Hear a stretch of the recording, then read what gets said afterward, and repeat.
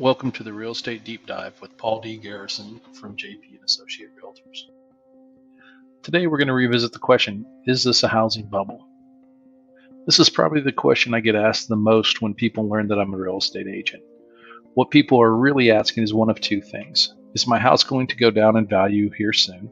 Or are home prices going to drop significantly in the near future, i.e., should I wait to buy? Well, no one has a crystal ball, but today we're going to take a look at how we're in a very different situation than we were before the last housing crash. So where is this concern coming from? Well, as many of us have seen, the housing market has been very heated over the last few months. Let's take a look at this data provided by CoreLogic. CoreLogic tracks the price appreciation year over year for each month starting in January. So in January 2021, we saw a 10% appreciation over January 2020.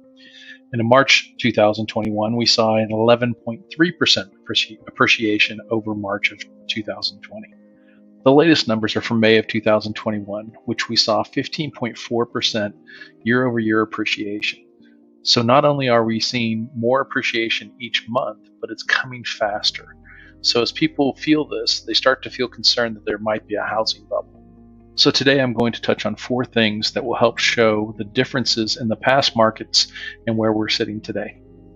So the first is, where are we with home loans compared to the past? Here's a quote from the chief economist for CoreLogic. There are marked differences in today's run-up in prices compared to 2005, which was a bubble fueled by risky loans and lenient underwriting. Today, the loans with high-risk features are absent and the mortgage underwriting is prudent.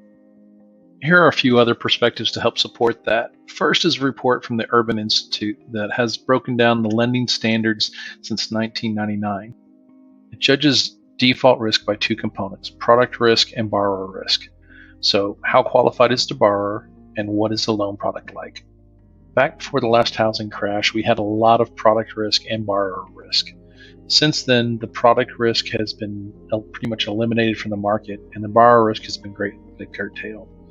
Products that are in the market back then, like negative amortization, some of the other crazy loans that were being offered at the time, are not in the market today. So from a loan risk, we can say we're in a markedly different place than we were back then. So let's take a look at this quote from the Harvard University's Joint Center of Housing Studies report on the state of the nation's housing for 2021. These outsized increases have raised concerns that a home price bubble is emerging. However, conditions today are quite different from that in the early 2000s, particularly in terms of credit availability. The current climate in house prices instead reflects strong demand amid a tight supply, helped along by record low interest rates. So Harvard is calling out credit availability as being very different from the past. So let's take a look at the Mortgage Credit Availability Index from the Mortgage Brokers Association. It goes all the way back to 2004. The higher the index, the easier it is to get a loan. Today, we are nowhere near where we were back during the last crash. As far as the lending standards go, we haven't even returned to where we were prior to the crash. So the second point is mortgage debt. You may have heard me mention in the past that we've seen a rise in debt recently. So this is another area that may be causing concern for people worried about another housing crash. Are people leveraged over their heads? With that in mind, let's take a look at this report from the Fed.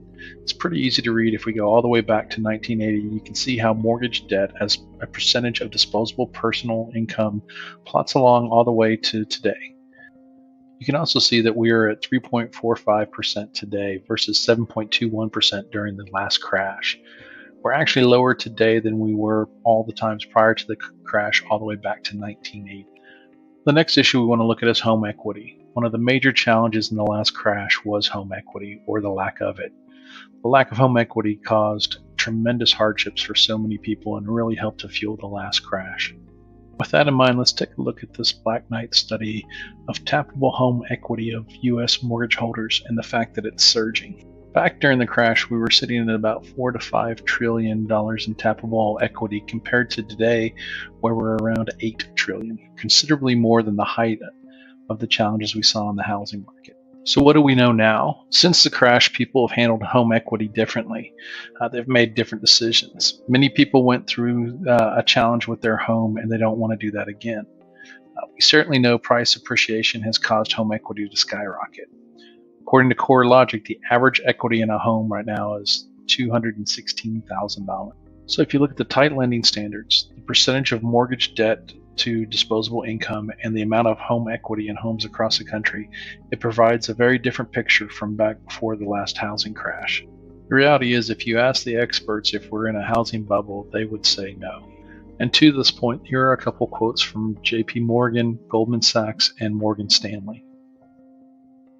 JP Morgan: those who remember the housing bubble of 2006 and 2007 may be nervous watching the U.S. housing prices soar now, but the previous bubble was fueled by speculative buying, which we do not think is the case today. Goldman Sachs: consumer surveys indicate that household buying intentions are now the highest in 20 years. As a result, the model projects double-digit price gains both this year and next. Morgan Stanley: we have the strongest conviction that we are not experiencing a bubble in the U.S. housing market. We are not at all suggesting that home price appreciation will maintain its current torrid pace. Home prices will continue to rise, but more gradually. Many of the metrics and numbers in this presentation are based off of the national real estate market. However, real estate can vary quite a bit based off of your local market. Have questions about your specific needs or location? Please contact me at 214-683-8188 or paul@pauldgarrison.com. Want more information about the housing market and related issues? Be sure and check out my blog at www.pauldgarrison.com.